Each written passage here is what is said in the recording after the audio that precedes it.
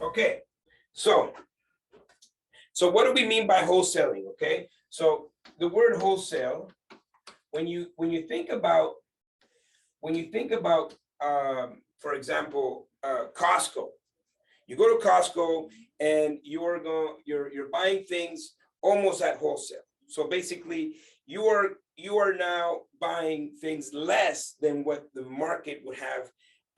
For example, if you went and bought it retail. So if you go to Walmart, for example, Walmart is retail, the price would be more than if you bought it at Costco because they're more of a wholesale.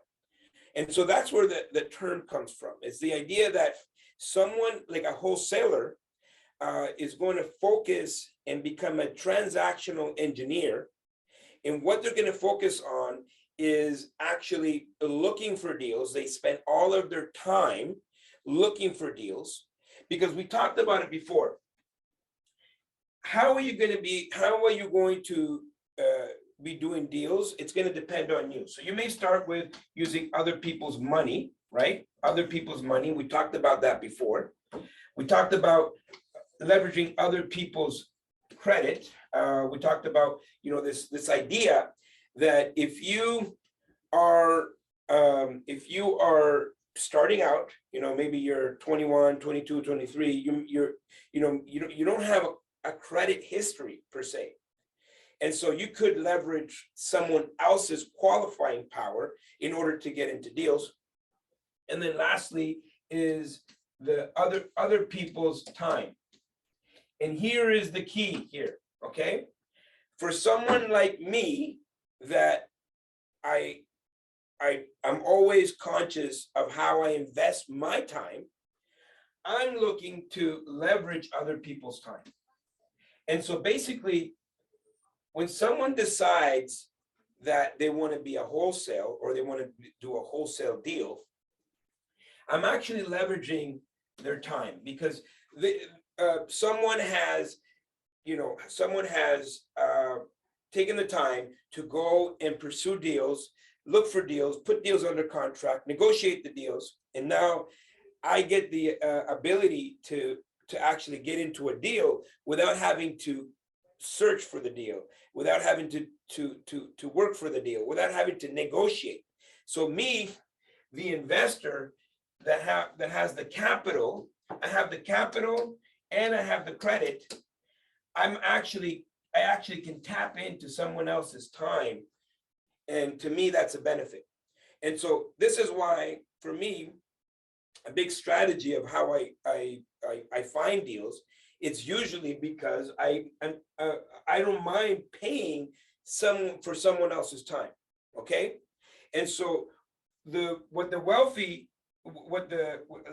average 96% of the people out there, they take their time, so their most valuable asset, and they trade it for money, okay? So your most valuable asset that you have is time.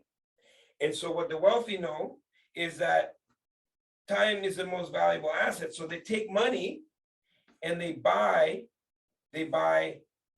time, right? They buy someone else's time.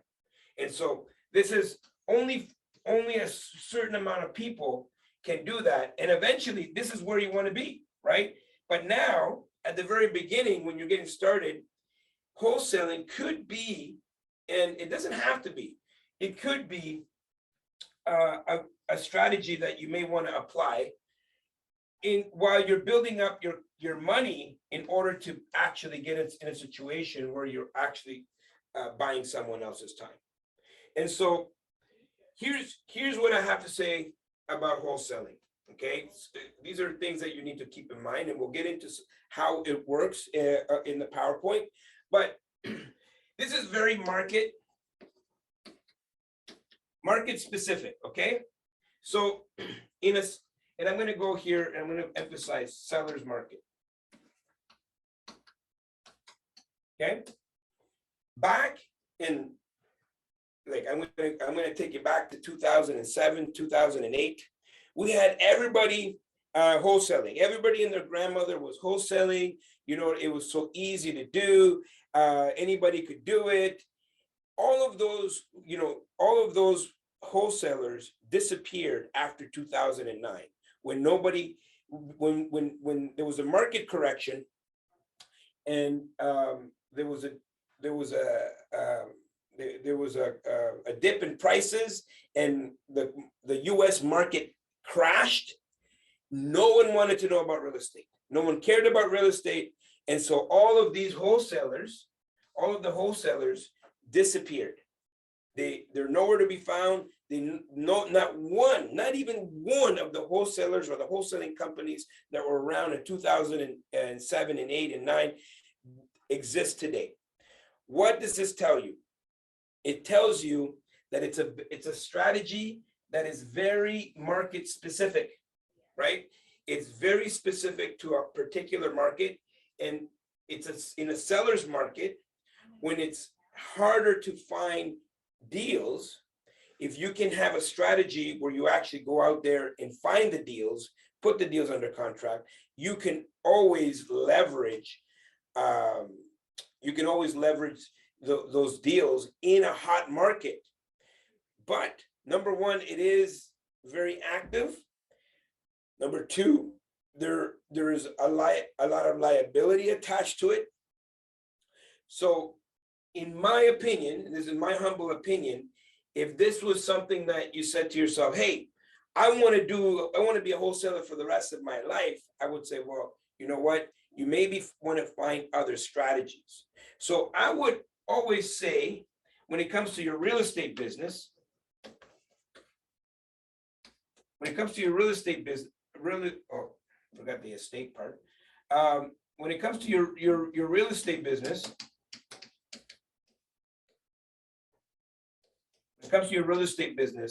this would be, wholesaling could be a division.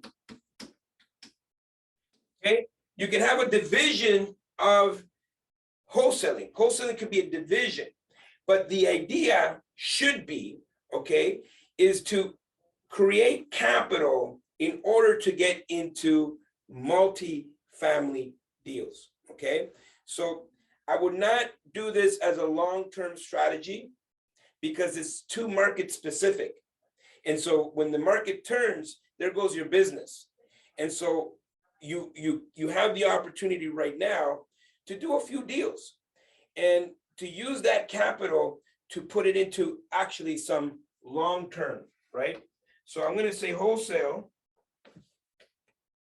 is a short-term strategy, but the idea is to get the money to go into buy and hold. Buy and hold is where you're going to find the wealth. Okay, so you take the active wholesaling strategy, and then you throw that money into buy and hold. Okay, so I've seen it online, a lot of YouTube videos. You know, you have a lot of wholesalers, and they're out there, they're flossing the money, they're having a good time. Hey, look, we're doing wholesaling.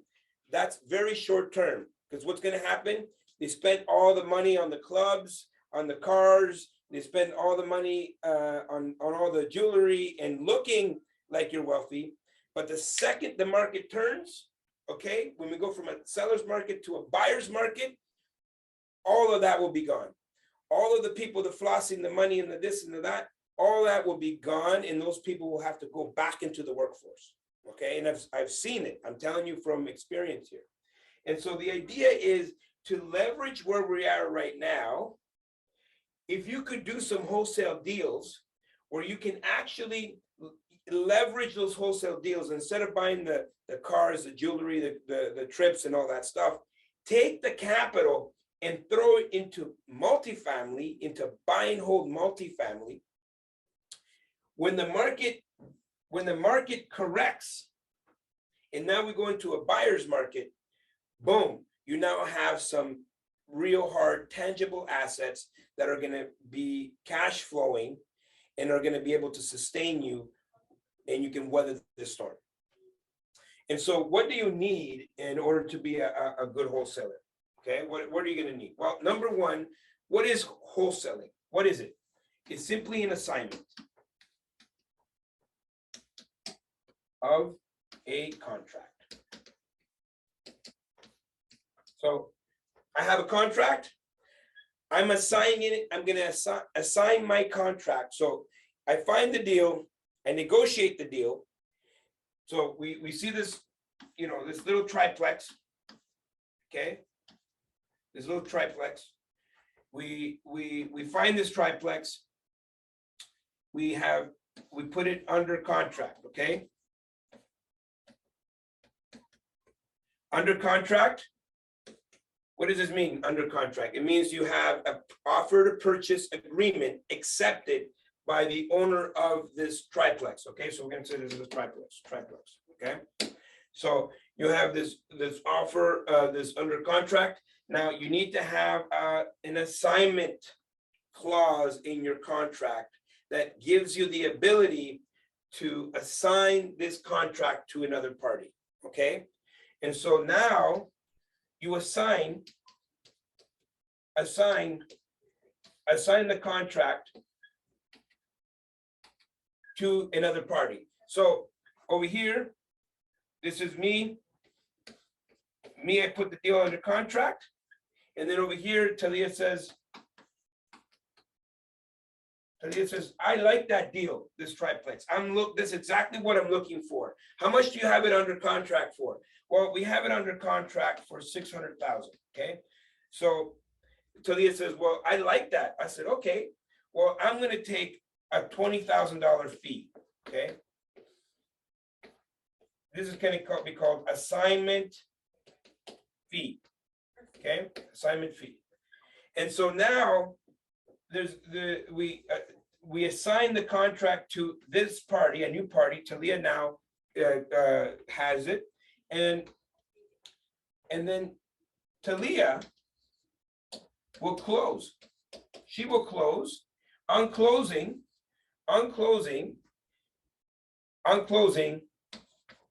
she pays the $600K to the seller, and I will get that $25K assignment fee, right? Assignment fee.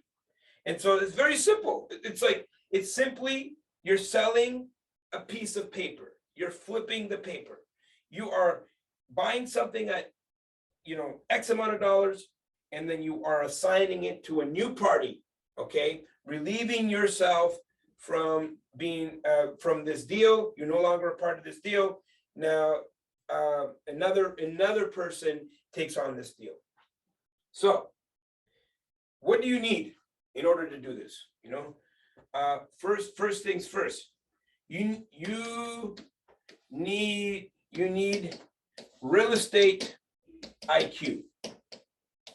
You need to know exactly what you are doing. You need to know how to negotiate. You need to learn how to put deals under contract, how all of this works. By the way, this is exactly what we teach you, whether it be in my program or Talia's program. By the way, if any newbies here want to be part of our programs, just make sure that you reach out to Talia directly. Talia, can you throw in your email in the chat box? But this is exactly what we do. We focus on increasing your real estate IQ. And the idea is that you become a transactional engineer. You know how to put deals together. You know how to structure them. You know how to put in the offers. You know what numbers look like. You know what numbers need to look like for other potential investors, okay? So you need to have the knowledge. Without the knowledge, it's going to be very difficult for you to find any deals. Number two, okay, and this is going to be very important. Number two, you need to have a buyer's list. Okay. So you got to go out there into the marketplace and you're going to say, hey guys, I'm gonna be doing wholesaling. I have access to lots of deals. I want you guys to join my buyers list, okay? And so this is going to be some marketing. You're gonna have to do some marketing to attract potential buyers, right? So the way it works is once you put a deal under contract, what you want to do is actually you actually want to share that deal with your buyers list, so you get, because this is, here, if we go back to this, you put the deal under contract, you have a conditional period, right? It's a conditional deal. So let's call this 15 days. So it looks like you have 15 days, but really you have more like 5 days.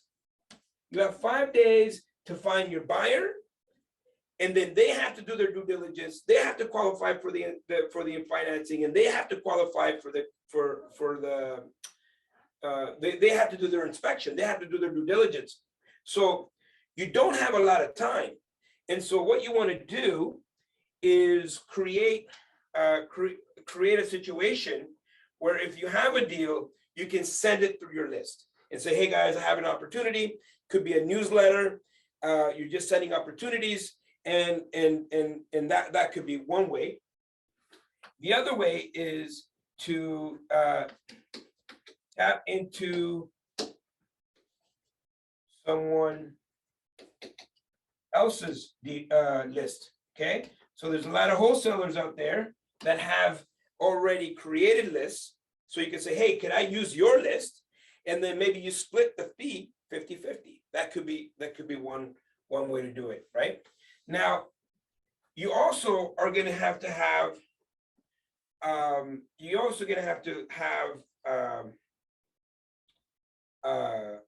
have to create marketing to I would say find deals, aka deal flow. You need deal flow you need deals to be coming in so you can analyze deals. Some deals might make sense, some other deals might not make sense. You have to gain that experience, and so you need to be able to create a strategy, a marketing strategy, so you can find the deals. Okay, and so how will we find the deals? Okay, well, the best way to do this is let's go here, deals. We're going to say number one, off market. And there's lots of off market deals that you can find. You can do a yellow letter campaign. Yellow letter campaign. Basically, it's a letter that you are going to create. Talia has access to one. We have access to them in our program. We'll show you how to do them, structure them, deliver them. You can do a yellow letter campaign where you actually are actively going and putting letters in people's mailbox, hoping to have those people contact you, so you can actually have the opportunity to not have a real estate agent. You actually have a private sale, and you have more time to put something under contract. So that yellow letter campaign is key. Number two, I would say you can work with Canada Post. I'm going to put here CP Canada Post, and you can send out letters. You can mail letters to neighborhoods. Mail letters. And those letters, they could look like the yellow letter campaign. Talia will show you what that looks like, but it's basically you're actively pursuing potential buyers sellers that don't know that they're sellers yet. Okay, and then other ones could be FSBO, for sale by owner. These are people that list their properties for sale on Kijiji. They're trying to not pay realtor fees, and this could be an amazing way for you to go in and talk to the seller directly, get that experience, and then put something under contract. Okay. Now, when we talk about our market deals, these are going to be a little bit harder because you have to now get really, really good at talking with agents. First things first, you need to understand that agents are not going to be happy about you wholesaling a deal. And I don't want you to feel like you have to be dishonest, but you do need to be smart about the way you approach an agent to not give them the idea that you're actually trying to wholesale this deal. So you're going to have a deal on market. It's going to, and of course, in all of your contracts, it's going to say and your name and or assigns, okay, and or assigns. This is the assignment clause that's going to go into your agreement. And so this assignment clause and or assigns gives you the ability to assign the deal to another party. Now, this and or assigns, you're going to get pushback from realtors because they're like, no, we don't want to have that and or assigns. So here is one explanation, because the explanation that you're going to give the agent shouldn't be, hey, I'm going to put and or assigns because I plan to wholesale it. No. Agents are going to say, no, we don't want to participate with that. It's not what we want to do. They'd rather not sell the property than try to do a wholesale deal. Not because you're doing something wrong, because there's been so many amateurs doing wholesales that they mess up the deals. They can't close. They tie up the properties for a long time. So agents, they just don't want to deal with that. Okay. And there's nothing wrong with that. So what you want to say is, hey, the reason I'm putting and or assigns is because I plan to assign this deal to one of my corporations. And I have not chosen or I have not decided if I'm going to form a new corporation or I'm going to have a fresh corporation. And so this is fine. I think that's a logical reason why they would allow the and or assigns. But and you have to be careful. You got to go into the Schedule A of the offer and go through the document.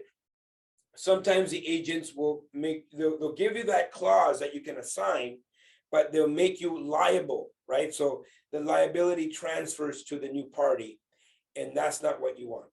Okay, so you want to make sure that you can assign this, where you can transfer the liability to the new entity, to the new party that's going to be taking on the contract. You don't want to stay with that liability. So either off market or on market, I believe you have all the power. I would say this would be number one. This would be number one. You want to go off market if you want to do wholesaling, if you want to do it in the right way. So you finally put your deal under contract, and then you if you have a really strong buyers list, you can put it through your buyers list. You should be able to do all of this within the 5 days if you have that intellectual currency, and if you always keep in mind that the focus needs to be you're doing this as a way to raise capital in order to get into a longer term strategies, right? So it could be a good way to make a good $20,000 to $30,000 a transaction, provided you know what you're doing, and that could be some really good cash flow, for the meantime, while you're trying to get your credit together, find investors for your long-term deals. I still do some assignments. So how do I do them? Well, you know what?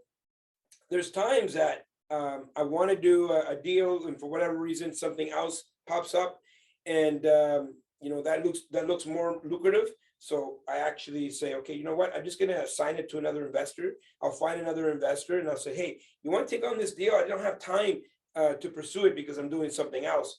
And so I assign. Maybe I'll do it for $10,000, $20,000, $30,000, and I'll assign that deal.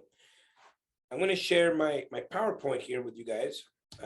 Christian, could you give me the ability to share? And then we'll take some questions, and then we'll go right into our we'll take some questions, and then we'll go into our high level. Okay, good. Our high level mastermind. And so here, what we have for you is just this little PowerPoint here. Of course, wholesaling is the subject matter, and that's what we're talking about today.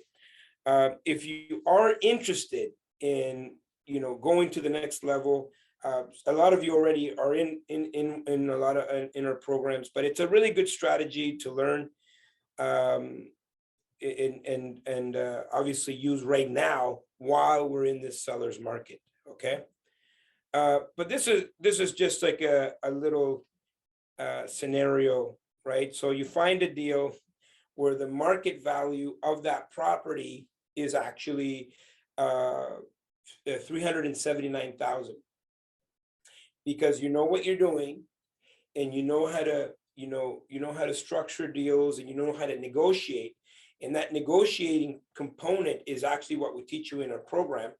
But you actually get an accepted offer of $331,000. Okay, so I always tell people, any student or anybody on any podcast, whatever that I do, is that in real estate, you actually make your money on the buy.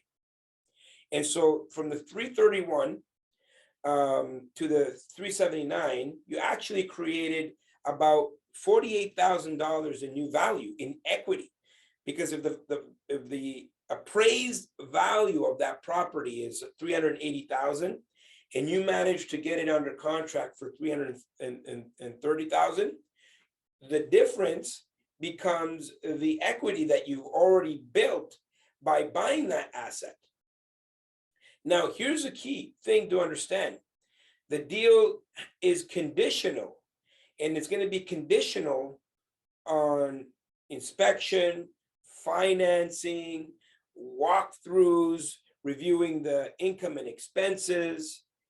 And so in that conditional period, because you set up the contract the right way from the beginning, remember I said your name and or assigns, that and or assigns is actually what gives you the ability to assign the deal to another party.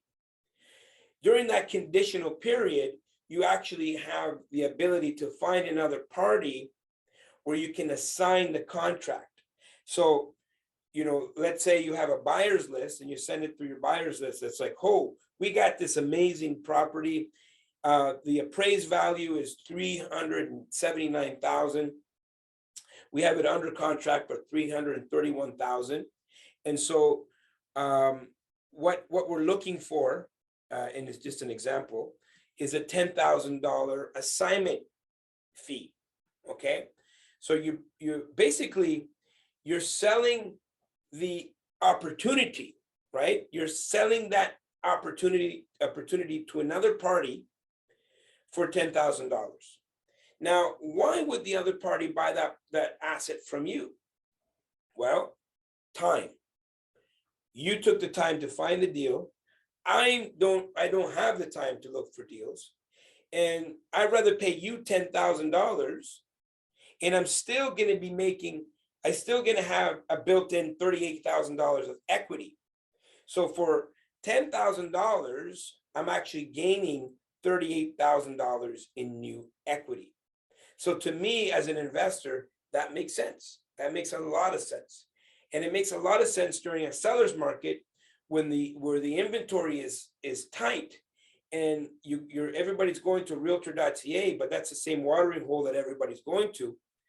People now gravitate towards wholesalers, it makes sense, because the wholesalers have put in the time to not only find deals and put them under contract, but also offer a better deal than they would go to realtor.ca. Now, all of this will shift as we go into a buyer's market. And when we enter a buyer's market, you can go to realtor.ca, and there's going to be a crazy amount of real estate, and everybody's going to be negotiable. And so at that point, the wholesaling is going to be over, right? Because it's very market specific. Do people still make money during a buyer's market in wholesaling? Yes, they do, right? But it's going to be extremely time intensive. And this is why, if you're going to practice this strategy, it should be short term. It should be an add-on to your real estate investing firm, So another a division, an arm of wholesaling where you can just, make a little 10, make a little 20, make a little 30, make a little 40. I mean, I've paid like $40,000 for deals before. So there's nothing wrong with this strategy, except that it's very market specific.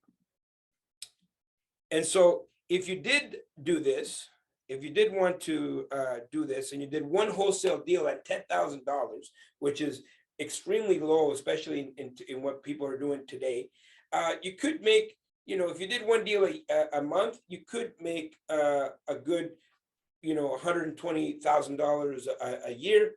And if you did two deals in a month, you could make $240,000 a year. Now, I have a student in our Wealth Genius program that did a wholesale deal where they made $240,000 on one deal, right? And so the sky's the limit here. You can make, and it really comes down to your understanding on how to put together deals. How do you put together deals? Do you understand how to put together deals? Do you know how to put them under contract? Do you know how to negotiate the deal? Do you know how to put the assignment clause in the right way so you don't get you don't get in trouble? Do you know how to find the deal? Do you know how to build a seller's market? Do you know how to do all of this? And that's the power of the community and the education. Let me see here. Is it rolling? Don't forget to comment, subscribe, like, or dislike, or love. I don't think there's a love button. Subscribe, comment, share, like. Thank you for watching. Don't forget to comment down below, subscribe, hit the bell to be notified the next time we're doing a video. And guess what? Like, share, dislike, I don't care! Let me see how that looks.